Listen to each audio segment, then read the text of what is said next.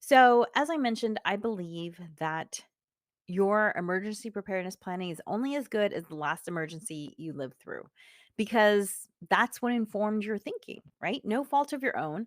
The reality is that sometimes it can be hard to imagine how things are going to be. So, a huge thing that came out of this was the fact that my grandmother is bedridden. She's 100 years old, she's bedridden, and we had to figure out how we were going to evacuate with someone who cannot move on their own. On part 2 of today's Harness the Power of Planning podcast, I talk about how my emergency preparedness has changed because of these most recent wildfires. On episode 92, part 2, starting now. Happy Thursday. I'm Allegra with Beyond Your Wildest Dreams. So happy to be here with you today. And today I am back home in Los Angeles. If you saw last week's or listened to last week's podcast, you know that I was with some of my oldest friends, and it was so nice to get together because we all live in different states, and sometimes I don't get to see these ladies all year long except for when we all get together, and it's so wonderful. It really just we feel like we're kids again when we hang out. It is so light and easy and effortless, and if you have women like that in your life or friends like that in your life, I highly recommend that you find a way to spend time with them because when we are together, it really just feeds us and sets us up to go back to the rest of our lives as moms, as working moms, as partners, just re-energized and refreshed and reinvigorated. It was so much fun. But it was also the best of both worlds because I felt ready to come home when the time was winding down. So I don't know if you've ever felt this way where you go on vacation and you think to yourself, "Oh, that was too short. I really could have used a couple more days." Versus when you go for long enough that you think to yourself, "You know what? I'm ready to get home." And that's what was really nice about being gone for I was gone for 11 days, but there was quite a bit of travel in there. So I was gone for 11 days, and definitely the last 2 days, I was ready to get home. I was starting to think about missing my family and those sorts of things, and it was wonderful to have that time to rejuvenate, but then to come home and be like, "Okay, I'm ready to be here. This is where I wanna be." That's the best of both worlds, don't you think? So I am Allegra with Beyond Your Wildest Dreams. If it's your first time joining me, then you know that I am all about helping you prioritize yourself and your goals by harnessing the power of planning, which is why my podcast is called Harness the Power of Planning. And if you're watching me live on YouTube or wherever you're watching live, hi, thank you for joining. Feel free to chat. I do see those chats. Hello, Daniel. And if you are watching the recording, feel free to chat then too, because guess what? I will also see those and I will also respond to those if you have a question. But here is the bouquet of books that my co author and I, Natasha, wrote. Natasha is often on this podcast with me. And all four of our books are workbooks. They're designed to help you prioritize yourself and your goals. That's why we say that's our mission, to help you prioritize yourself and your goals by harnessing the power of planning. So each of these four books will help you to harness the power of planning in a different way. If you don't know where to start, I suggest you start with 3, 2, 1, done. This is our quick win. Literally, you will do this 45-minute workbook. You see it's super short. For those of you listening to the podcast, I know you can't see, but it is like a quarter of an inch wide. It's very small. So you can read this in 45 minutes. It is a workbook. And you do this, and you're instantly going to do things differently because we don't just talk about how to do things different. We show you how to do things differently. And this is all about creating a strategic framework for your to do list so that you don't look at your list and you think, where should I start? No, you look at your list and you think, I know exactly where to start because I have a framework now. And you can actually find our books at tinyurl.com/BYWD books. And I'm I can't find the exact URL for this book, but here's a URL for one of the other books, and it will take you where you can see all of our books. I have to change the URLs. So this is the quick win. The book that you see on the screen now with the QR code is called Rock Your Morning: Three Simple Steps to Take Control of Your Morning. This is book 2. So you start here, bada bing, bada bang. The yellow book is step 2, and this is all about cultivating a space to take care of your needs so that you can show up as your best self in all parts of your life. It's all about creating a morning ritual. There's a ton of science behind the benefits of creating a morning ritual.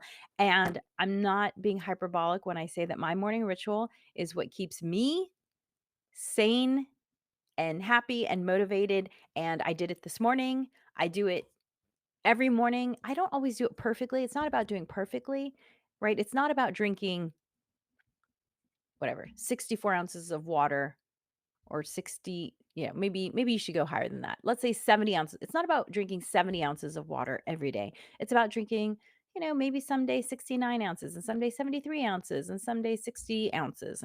But it evens out. Maybe water wasn't the best analogy for this because you do need your water. But you know what I mean. Let's talk about 10,000 steps. Okay. Some days I do 15,000 and some days I do 9,000, and it all evens out. And that's what's great. And same thing with the morning ritual. I don't do it perfectly every day, but I do some of it every day. Even when I'm on vacation, even when things are nutty, like I came back to a sick kid. My kiddo has been unwell off and on, and we thought she had kicked it when I was leaving, and then she went back to school and she relapsed. And so my first day back, my feet had been on the ground less than 8 hours. And as soon as I could, I called the doctor and said, "Can I get an appointment today?" Because that was the kind of day it was. But I still fit in the things I needed to do so that I felt taken care of. Because when you start your day and you feel like you're being attacked by your day, that's just not a good feeling. It puts you on the defensive. Whereas having a morning ritual puts you on the offensive, which is why I think it's so important. So that is what we are all about. And today I'm going to talk about how these most recent wildfires have changed my emergency planning. Now, I've done a lot of emergency planning over the years. I've also done some emergency planning presentations for other organizations that I belong to, like PTA, that sort of thing. It's not by all an expertise of mine. It's simply something that I really believe in. And as a community member, I want my other community members to be educated about it. And so I have thought about it a fair amount. I have been doing it for many years personally. Let's say I have a solid 20 years of emergency planning under my belt. However, I've always said that your emergency planning is only as good as your most recent emergency because every emergency changes the way you think. And so now that it's been a few weeks since the fires have been, a daily threat, I want to talk a little bit about how it's changed my planning thinking. So, as I mentioned, I believe that your emergency preparedness planning is only as good as the last emergency you lived through because that's what informed your thinking, right? No fault of your own. The reality is that sometimes it can be hard to imagine how things are going to be. So, a huge thing that came out of this was the fact that my grandmother is bedridden. She's 100 years old, she's bedridden, and we had to figure out how we were going to evacuate with someone who cannot move on their own. And the thing that really informed my thinking about this was when the evacuation notice was a mile away and the fire was 2 miles away, we called paramedics to come and see if we could get my grandmother transferred via a a gurney and an emergency vehicle. And when they came to us, they said two things. One, we can only move you within a certain perimeter. And two, we're supposed to take you to an emergency room. And if we take you to an emergency room, because you're not yet evacuated, they are not going to be able to provide any support to your grandmother because she is not, quote unquote, in need of emergency treatment. And that was eye opening because it made me realize that there is no, like when you board an airplane and they say, hey, anyone who needs a little extra time boarding, there's nothing like that for evacuating. There's nothing like, hey, if you need a little extra time evacuating because you have someone who is not as mobile, or you have little ones who are not as mobile, or you have many animals with you, maybe start evacuating now. There is no procedure like that in place. So, what a big thing that has changed for my thinking is to realize that I would need to evacuate much earlier than any evacuation notices because of the fact that I have someone who is bedridden. So, take that into account when you're thinking about your evacuation. Another thing what that came out was talking to my friends who were also affected by the fire. And if you were following the fires, then you know that they were being set off in random places. And there were times when I was not in danger, but a friend of mine was. And actually, it was Natasha. So I said to Natasha, hey, if you need to come this direction, you're more than welcome to. And she said, thanks, same to you. Well, guess what? A week later, we were in that situation where we were possibly going to have to go to her. And so it was wonderful to know who the people were who offered to take us in. And, we did the same for them. And that kind of like sets you up for the next emergency. These are the people who are going to be looking out for you. The third thing is that my bags are packed. My emergency bags have always been packed as if I was going to hike out of my house. However, that's assuming sort of, catastrophic failure of infrastructure during an earthquake. The fires, because they didn't start near us, we had a lot more time to prepare. And so I broadened my evacuation prep list. So I have my emergency bags are packed just like they always are packed. But now I've added a list and it's packed with the emergency bags. And this is a if you have time to pack the cars to evacuate list. So this is like the bug out bags, that's what they're commonly called in prep circles. The bug out bags, if you will, those are backpacks designed to just be worn. But if you have time to collect things and leave, you might want to think about what you would take. For instance, I know people who didn't have a lot of time, but they had enough time to grab important papers. They didn't think to grab photos at the time, and they were really upset about that. And so now I have this list that lives with our bug out bags. And this list has things like photo albums on it because I'm not going to take every photo album, but there are a handful of photo albums that I do want to take.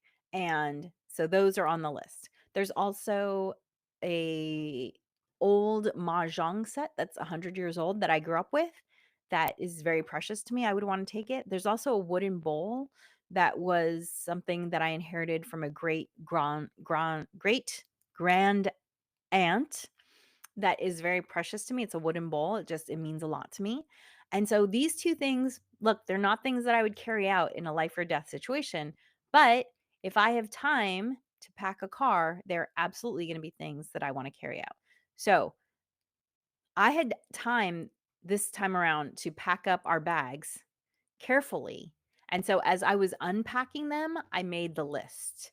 So you might want to go through the thought experiment of if I had to evacuate, what would I want to take?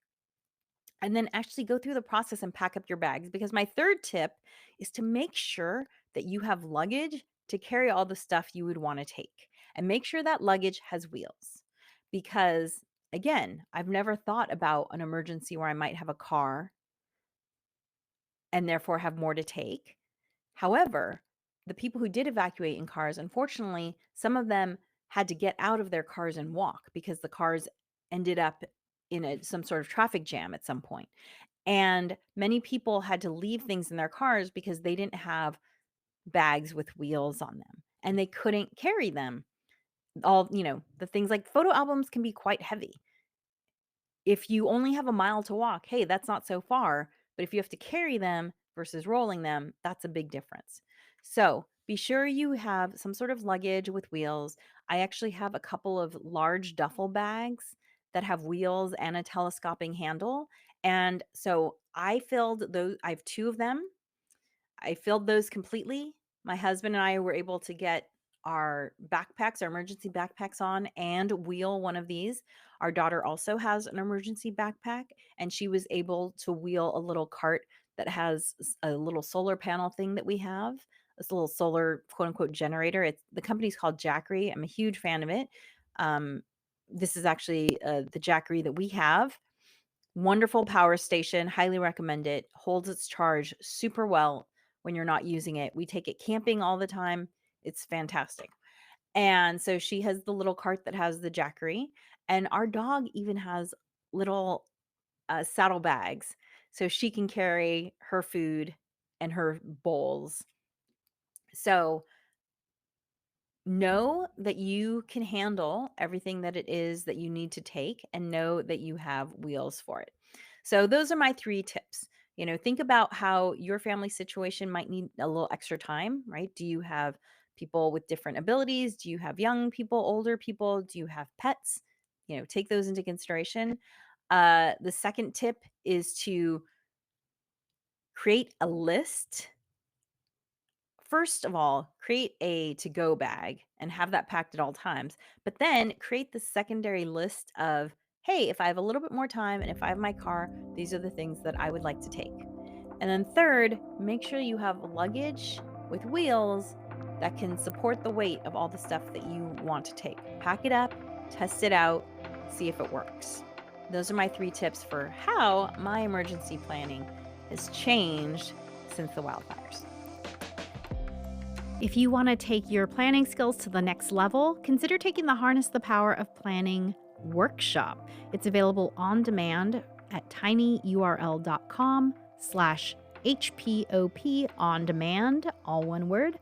That's tinyurl.com/HPOP on demand. We'll show you how to plan your day, your week, your month, your year, your life, and help you to start prioritizing yourself and your goals right now. Dream wild, wild dreamers. Thanks for joining us for the Harness the Power of Planning podcast. Be sure to like and subscribe wherever you listen.